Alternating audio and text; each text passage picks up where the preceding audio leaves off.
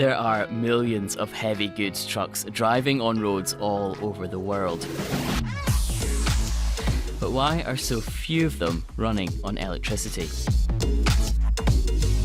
To find out, we're in Södertälje, near Sweden's capital, and home to one of Europe's biggest truck manufacturers.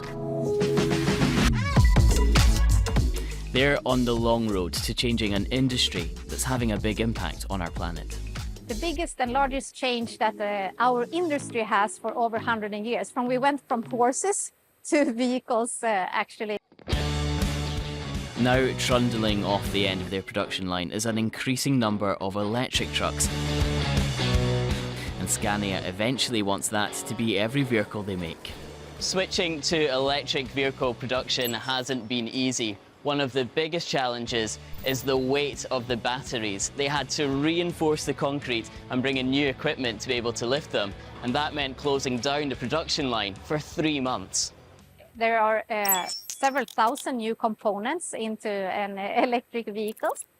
And also what was very important during this time was to also cater for the reskilling of all our fantastic workforce, so that they could be able also to mount electrical vehicles just as they do for internal combustion engines. Unlike for cars, this move to electric trucking is going at a very slow pace. So what motivates a company to make such a big gear shift? Hi, how are you doing? Welcome on board. Thank you, nice to meet you. I'm hitching a lift from the man with the keys to this organisation. This company have been part of the problem for 130 years almost, a very long time producing those trucks that were emitting the emissions that were not good for the planet. Is there guilt behind the change? Yeah, I think there is guilt. There is the notion that we want to be able to see our kids and our grandchildren in the eyes and be able to say we knew it and we choose to do something about it, instead of just trying to continue to optimize profits and do the things that companies do. And there is also a notion of coming early to the insight that this is the future competitiveness. You know, if you're lost into this journey, you're going to have a hell of a problem to compete, because at some point everyone will understand.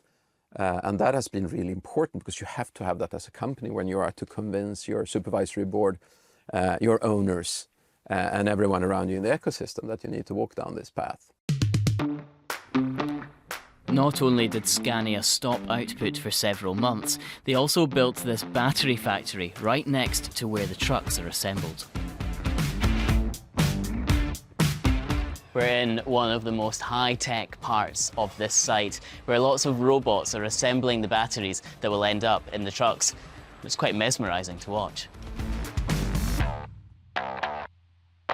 These batteries weigh an incredible 4,000 kilos. That presents lots of challenges for those driving them. There are still lots of questions, though, about using battery electric. Is it powerful enough to move these heavy trucks? Is there the charging infrastructure to allow them to go where they need to go? And at 3 times the cost of a normal truck, are they a sound investment that companies will get their money back on? And part of the debate has also been about other ways to power trucks, with some in the industry suggesting hydrogen fuel cells are the best solution for green trucking. Battery electric is the most cost efficient. So therefore we believe in this. And also it is possible to build the infrastructure and everything around it. So what do you think? Shall we go for a ride? I think we should. Let's do it. All right, let's go. It's completely silent. And it's strong. Torque is amazing. You must still have a hard job, though, convincing companies and drivers to make the switch. Sure, there is a lot of skepticism. I'm traveling a lot in my job, and I was also to Finland here a couple of weeks ago, which I would have expected to be a market ready to transition quickly, but huge skepticism. You know, will this really work? Can it stand the temperatures of northern Finland? You know, the home of Santa Claus. Really cold, really tough drives, really high vehicle weights.